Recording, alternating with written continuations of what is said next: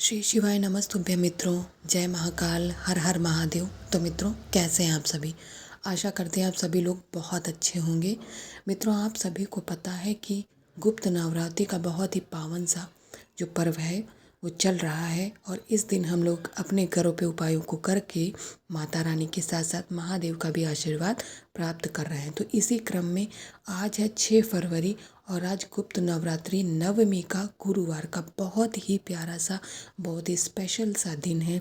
आज हम अपने उपायों को करके अपने पूरे परिवार को खुशियों के लिए, उनकी सुरक्षा के लिए, उनके लंबी दीर्घायु के लिए उपायों को करेंगे, और माता रानी से तथा महादेव से आशीर्वाद मांगेंगे कि हमारा परिवार सदा ऐसे ही खुश बना रहे। तो चलिए मित्रों, वीडियो को जल्दी से कर देते हैं स्टार्ट, और बात करते हैं आज के अपने पहले उपाय की, जो कि है तुलसी दीपक को बनाने वाला। चलिए मित्रों, बात करते हैं कि हम तुलसी दीपक का निर्माण कैसे करेंगे। तो मित्रों, आपको यहाँ पर मिट्टी के दीपक का प्रयोग नहीं करना है। मेरी बात समझ आ रही मित्रों? हमें मिट्टी के दीपक का, चाहे वो नया हो चाहे वो पुराना हो, किसी भी तरीके के मिट्टी के दीपक का प्रयोग नहीं करना है तुलसी दीपक को बनाने में। फिर आप लोग क्या करेंगे मित्रों, आप सभी को पता है, और मैं बता देती हूँ कि आपको यहाँ पर आटे के दीपक का प्रयोग करना है। आप जैसा दीपक बना पाते हैं, गोल बना पाए, लंबा जैसा आपसे बनता है, आपको केवल एक मिट्टी का ही दीपक, आटे का ही दीपक बनाना है, और गोल बातें उसमें लगानी। मेरी बात समझ आ रही? मिट्टी का दीपक वर्जित है, आप आटे का दीपक बनाएंगे, उसमें गोल बातें लगाएंगे, ठीक है। और यह उपाय रात्रि को अपने घर पे करना है। इसके बाद इसको लेके माता तुलसी के गमले के पास में पहुंच जाएंगे। अब एक बात और मैं विशेष तौर पे बता दूं, क्योंकि मित्रों आप लोग गलतियां करते, मुझे अच्छे से पता है। आप लोगों को किसी भी तरीके का जल, गंगा जल, कुछ भी तुलसी माता के गमले में, उनके जड़ में चढ़ाना आज के दिन वर्जित होता है, बल्कि 2 दिन वर्जित होता है। 2 दिन कौन कौन से, वह पहले बात करते हैं। एक तो माघ का महीना चल रहा है, तो माघ में नहीं चढ़ाना होता, और दूसरा होता है एकादशी का दिन। एकादशी और माघ महीने में तुलसी माता की जड़ में जल चढ़ाना वर्जित होता है। इस बात का आप लोग विशेष ध्यान रखें, अन्यथा आप लोगों के साथ क्या होगा, दोष लगेगा। फिर आप लोग मुझे मत कहिएगा। तो आप लोगों को जल नहीं चढ़ाना, इस बात का विशेष ध्यान रखेंगे। जो गोल बाती का आप लोग दीपक लेके गए हैं, उसे माता तुलसी के गमले से थोड़ी दूरी पे आपको जलाना है, इस बात का भी ध्यान रखें। बहुत सारे लोग दीपक को जला के माता रानी के गमले के अंदर रख देते। इससे पता क्या होता है, उनकी टहनियों में, उनकी पत्तियों में आग से वो झुलस जाती। तो क्या आप लोग अपनी माताओं को जलाना चाहेंगे? नहीं ना। तो आपको गमले से थोड़ी दूरी पे जलाना है। ओम नमो भगवते वासुदेवाय मंत्र का जाप करते हुए, लेकिन उससे पहले तुलसी जो आपने दीपक बनाया उसके नीचे आपको हल्दी थोड़ी सी लगानी है, और जब यह दीपक जलने लगे तब आपको हल्दी इस दीपक के अंदर भी डाल देनी है, अपनी मनोकामना को कहते हुए। बहुत ही छोटा सा, बहुत ही प्यारा सा उपाय है, आप लोग ज़रूर करिएगा। अब चलते हैं हम अपने दूसरे उपाय की बात कर लेते हैं, जो कि हमें आज ही के दिन यानी गुप्त नवरात्रि की रात्रि ही करना है। मित्रों, दूसरा उपाय है रोग मुक्ति का उपाय, या फिर बीमारी को दूर करने वाला उपाय। इस उपाय को करने के लिए मित्रों आपको आवश्यकता पड़ेगी शहद की। जी हाँ मित्रों, शहद की आवश्यकता पड़ेगी। केवल और केवल 1 से 2 चम्मच ही शहद की आवश्यकता पड़ेगी। इसके साथ ही मित्रों आपको लेना है अपने घर से चने की दाल। जी हाँ मित्रों, चने की दाल के जो आपको दाने दिख रहे हैं ना, इन दानों को गिन करके आपको मित्रों 41 दाने गिन करके चने की दाल के आप लोग क्या करेंगे मित्रों, ले लेंगे। बहुत सारी नहीं लेनी, केवल और केवल 41 दाने लेंगे। इसके साथ ही मित्रों आपको अपने घर के तांबे के कलश में इस बार 1 लोटा जल नहीं लेना मित्रों, ठीक है। 1 लोटा जल नहीं लगेगा, बल्कि मैं लिख देती हूँ मित्रों, अन्यथा आप लोग भी भूल जाएंगे और मुझसे भी गलती हो जाएगी। फिर क्या होगा, उपाय हमारा खंडित हो जाएगा। तो मैं लिख देती हूँ कि आप लोगों को, ये देखिए, आप लोगों को 2 लोटा जल अपने साथ लेके जाना है महादेव, देवादिदेव महादेव भगवान शंकर के शिवलिंग के पास। अगर आपके घर में विराजमान है तो आपको बाहर कहीं भी जाने की कोई आवश्यकता नहीं है। आप अपने घर पे इस उपाय को करिए।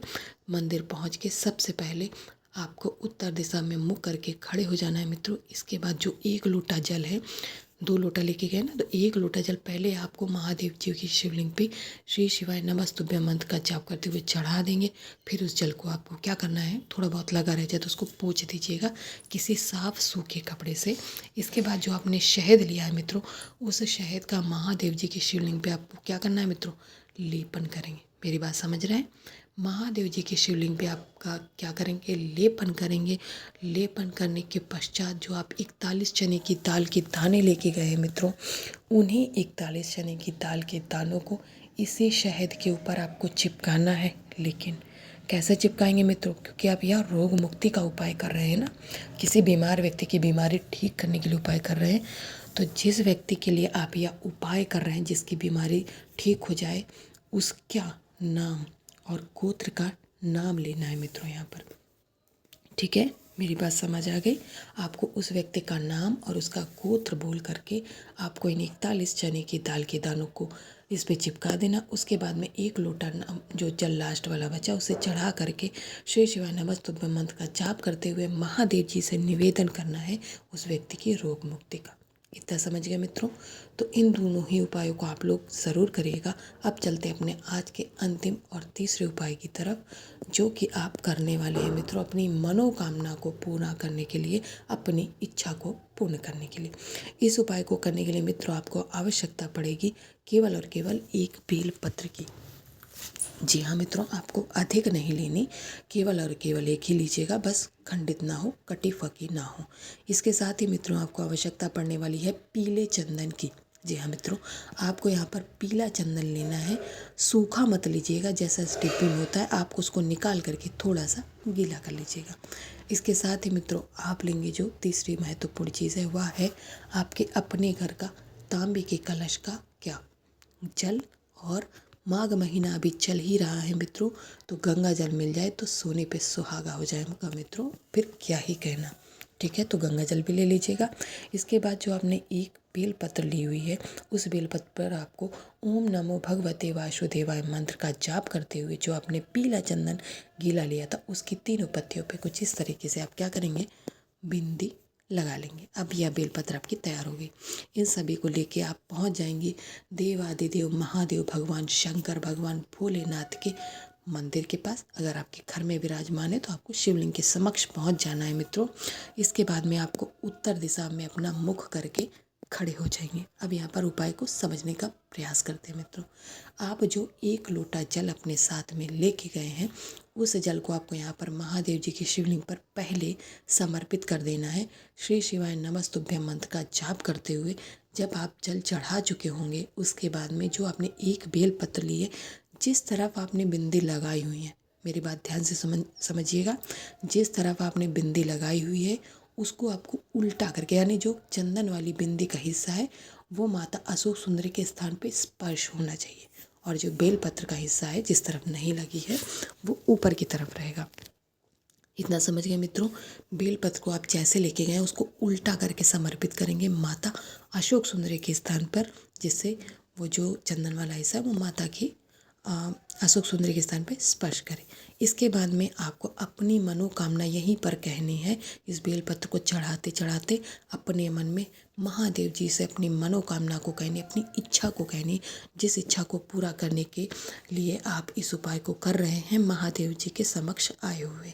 ठीक है, अपनी मनोकामना कह के, अपनी इच्छा कह के महादेव जी से आपको विनती करना है, उनसे विनम्र निवेदन करना है कि महादेव जी, मेरी ऐसी इच्छा है जो कि बरसों से पूर्ण नहीं हो पा रही। मैं बहुत सारे उपाय करती हूँ लेकिन मेरी इच्छा पूर्ण नहीं हो पा रही, तो आप मुझ पर दया करें, मुझ पर अपना आशीर्वाद बनाए रखें। ऐसी मनोकामना कहते हुए आपको महादेव का आशीष लेके अपने घर पे वापस आ जाना। तो मित्रों, गुरुवार के दिन के ये 3 आपने छोटे छोटे उपाय समझे, इनको ज़रूर करिएगा, महादेव जी का आशीष मिले।